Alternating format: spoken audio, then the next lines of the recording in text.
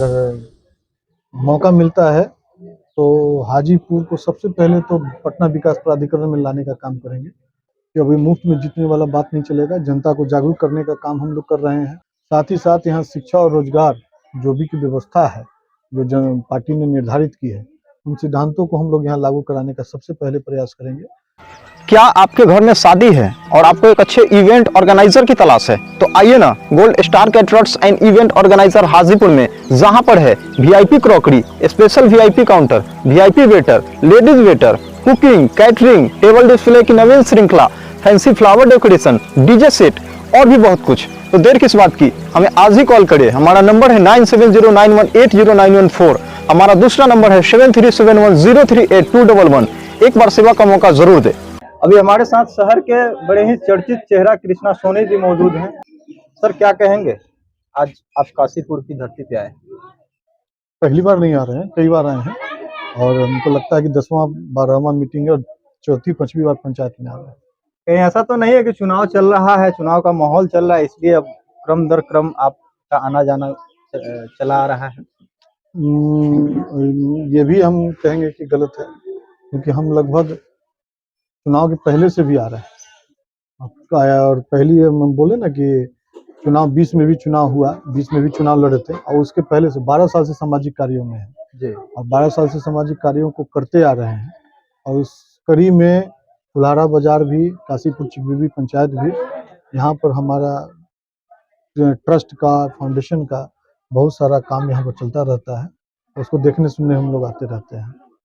अभी वर्तमान के जो जनप्रतिनिधि हैं जी, उनमें क्या आपको कमियां दिखी जो आपको इस क्षेत्र में आना पड़ा? प्रतिनिधि वर्तमान में जो भी हैं झूठ बहुत बोलते हैं। काम तो कर रहे हैं, सभापति संगीता से लेकर के वर्तमान के विधायक सारे जगह सभापति हाजीपुर में नगर मेट्रो को परिषद, जोड़ रहे हैं, आप कैसे कर रहे हैं? सभापति नगर परिषद में है वो। जी। यहाँ आप जहाँ बैठे हैं यहाँ पर विधायक जी इसके जिम्मेवार हैं। नहीं, विधायक जी क्या किए हैं वही 4 गो 5 गो लाइन खाली बता देना कि काशीपुर चिकबीबी के लिए वो यहाँ क्या क्या किए हैं। पटना से हाजीपुर को मेट्रो से जोड़ रहे हैं। पटना से सब झूठ बोल रहे हैं।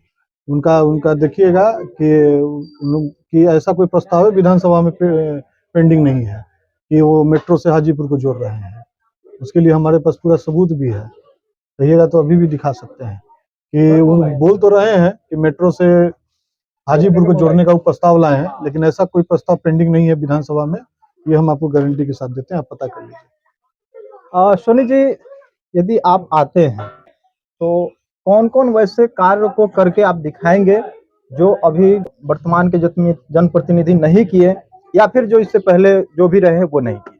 और अगर मौका मिलता है तो हाजीपुर को सबसे पहले तो पटना विकास प्राधिकरण में लाने का काम करेंगे, जिसको इन्होंने निगलेक्ट कर दिया है। हाजीपुर को इन लोगों ने एकदम से यहाँ के जो नेताओं ने ना है, यहाँ पर जीतने का, मुफ्त में जीतने का इन लोगों ने एक साधन बना लिया है। तो इसको समाप्त करना है कि अभी मुफ्त में जीतने वाला बात नहीं चलेगा। जनता को जागरूक करने का काम हम लोग कर रहे हैं और साथ ही साथ अगर यहाँ पर जनता को हम लोग को मौका देती है, हमारी पार्टी को मौका देती है, तो सबसे पहले हाजीपुर को पटना विकास प्राधिकरण के अंडर में लाएंगे। साथ ही साथ यहाँ शिक्षा और रोजगार जो भी की व्यवस्था है, जो पार्टी ने निर्धारित की है, उन सिद्धांतों को हम लोग यहाँ लागू कराने का सबसे पहले प्रयास करेंगे। सबसे बड़ी दिक्कत यहाँ पर महिलाओं के सशक्तिकरण पे हो रही है। महिला का सशक्तिकरण पर जितना लोग बरगलाने का काम कर रहा है, उनको समझने की जरूरत है। आप किसी महिला को महंगे दर पर लोन दीजिएगा तो उसका सशक्तिकरण कैसे होगा, वो कैसे अपने आप को मजबूत करेंगी? उनको उतना लोन ही नहीं मिल पाता है जिससे वो अपने बच्चों का विवाह कर सके, घर में शिक्षा का प्रारूप तैयार कर सके, अपने आवास या अपने घर की व्यवस्था को ठीक कर सके, तो इतना मिलता ही नहीं है। तो हम लोग अपने अभी व्यवस्था करी है कि महिलाओं को एक उचित ऋण बैंक के माध्यम से मिलेगा और सबसे कम दर पर ब्याज मिलेगा, मात्र 4% सालाने के दर से ब्याज उनको मिलेगी, और ताकि वो अपने घर में सारी सुविधा को लगा सके, बना सके, अपने बच्चों का लालन पोषण कर सके, और साथ ही इतना कम ब्याज दर है कि वो उसको चुकाने में भी छोटा मोटा काम करके भी चुका सकती है। वर्तमान के जो अभी जो सीएम साहब हैं वो तो कहते हैं कि हमसे महिलाएं जो है काफी खुश हैं। हाँ, महिला अब दिख तो रहा है। आधी शराबबंदी के नाम पर, वो महिला सशक्तिकरण के नाम पर शराबबंदी करने का नाम लेते हैं। और जाइएगा तो देखिएगा कि जितने भी दारू के जो माफिया हैं, शराब के जो माफिया हैं, आराम से बाहर घूम रहे हैं। जितने गरीब घर के लोग हैं, जो उन्हीं के पति, उन्हीं के बच्चे जेल में सड़ रहे हैं, और उनको छुड़ाने के लिए घर की महिलाएं डेली कोर्ट का चक्कर काट रही हैं। यही तो सशक्तिकरण है, महिला को मजबूत कर रहा है। सोनी जी, क्या आपको नहीं लगता है कि बिहार में शराबबंदी को खोल देना चाहिए? बिल्कुल, हमारी पार्टी आएगी, 1 घंटे में शराबबंदी खत्म करेंगे। हमारे आदरणीय प्रशांत किशोर जी ने इनको एकदम स्पष्ट शब्दों में हर चैनल पे, हर फोरम पे उन्होंने बोला है कि हमारी सरकार आती है तो 1 घंटे में शराबबंदी को खत्म करें, क्योंकि शराबबंदी कागज पर ही है, वो धरातल पर है ही नहीं। अगर धरातल पे भी रहती तो हम भी उसका समर्थन करते, लेकिन वो धरातल पर है ही नहीं। आप शराबबंदी कागज पर बंद कर दिए और गाँव गाँव द्वारे द्वारे शराब पहुंचाने वाला काम हो रहा है, तो फिर ऐसी शराबबंदी का कोई मतलब नहीं बनता है। इसीलिए हम लोग शराबबंदी को खत्म करने की बात कर रहे हैं। और इससे सबसे बड़ा जो नुकसान हो रहा है वो टैक्स का हो रहा है बिहार को। बिहार जैसे गरीब प्रदेश में टैक्स की जो चोरी चल रही है, ये जो टैक्स अभी जो चोरी चल रही है, ज्यादातर ये अफसरों और नेताओं के पॉकेट में जा रही है। इसको हम लोगों ने शराबबंदी के तहत, एक कानून के तहत इसको लाकर इसको जितना भी टैक्स कलेक्शन बिहार को होगा उसको हम लोग शिक्षा, यहाँ के बच्चों के लिए शिक्षा और रोजगार पर खर्च करेंगे, ताकि यहाँ का पलायन रुक सके। सबसे बड़ी समस्या पलायन है। जो हर गांव में जाइएगा, यहाँ का युवा वर्ग गांव में रहता ही नहीं है, सब बाहर कमाने खाने के लिए गया हुआ है। और वहां पर कैसे रहता है, वहां पर जिस प्रकार से वो एक कमरे में 10-20 लड़के रहने को मजबूर होते हैं, अपना पेट काट कर 5,000-6,000 रुपया अपने घर को भेजने के लिए मजबूर रहते हैं, ताकि उनका गांव में जो उनका परिवार रह रहा है वो भी चले। वो कैसे रहते, उनको अगर कुछ तबीयत भी खराब हो जाता है तो यहाँ का परिवार, जो इनके जो पत्नी है, उनके जो माँ है, उनके जो पिता है, परिवार है, वो देखने के लिए तरस जाते हैं। तो हम शराबबंदी को खत्म करना बहुत जरूरी है और इस पर हम लोग पूरी तरीके से वचनबद्ध हैं। तो हमारा मानना है, प्रशांत जी का मानना है कि जात पात तो यहाँ है ही नहीं।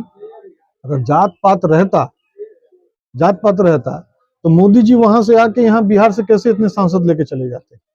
मोदी जी के नाम पर वोट पड़ता है ना भाई, पड़ता है। तो मोदी जी के जात के कितने लोग हैं यहाँ बिहार में, फिर भी वो वोट लेते हैं कि नहीं लेते हैं? तो जात पात है ही नहीं।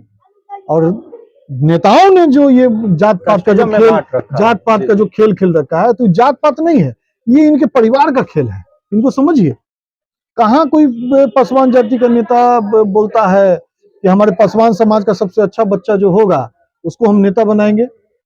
कहाँ यादव समाज के हमारे नेता जो चुन के भेजा, वो नेता बोलते हैं यादव समाज में जो हमारा अच्छा बच्चा होगा उसको हम बिहार का मुख्यमंत्री बनाएंगे? ये बोल के देखिए, तब न समझे कि जात पात है। यहाँ जात पात नहीं है, ये परिवारवाद है। जनसुराज के विषय में हम यही कहना चाहते हैं कि जो जितने दिनों से 15-20 साल से जो पार्टी पॉलिटिक्स जो चल रहा है नीतीश कुमार जी का, जो अच्छी ढंग से अभी रवैया उनका सही नहीं चल रहा है। हमारे नए में जनसुराज पार्टी जो उभरा है उसमें हम लोगों को खामियां मिली है कि जो ये अच्छी है, और अच्छे से इन लोगों को पार्टी अगर यदि चले तो हमारे बिहार सुधर सकता है।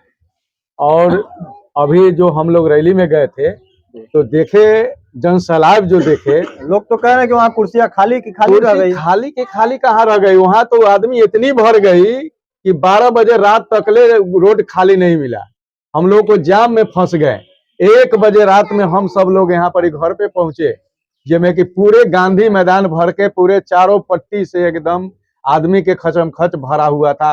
हमको लमसम लग रहा है कि कम से कम 5-10 लाख आदमी था वहाँ, जो पूरे गांधी मैदान भर के बाहर उधर रोड सब एकदम भरा हुआ था, गाड़ी से जनसैलाब था। तो ऐसे लोगों को हम लोगों को बिहार में जरूरत है, और हमारे जनसुराज पार्टी का भी जरूरत है, और हमारे जो नौजवान लोग हैं उन पर आश्रित है कि जो हमारा ये पार्टी नई उभर के आई है, जो हम लोगों पर कुछ के ध्यान देंगे। और लड़के लोग रोजगार के लिए भी तरस रहे हैं, और रोजगार उन लोगों को मिलना बहुत आवश्यक जरूरी है।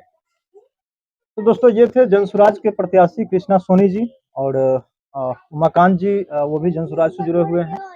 बाकी बात आप इस जनसुराज के विषय में क्या सोचते हैं, कृष्णा सोनी जी के विषय में क्या सोचते हैं, कमेंट करके जरूर बताएंगे। यदि आप हमें पसंद करते हैं, हमारे फेसबुक पेज पर फॉलो करेंगे, यूट्यूब पे देख रहे सब्सक्राइब करेंगे। मैं हूं सरदार, खूब खूब धन्यवाद।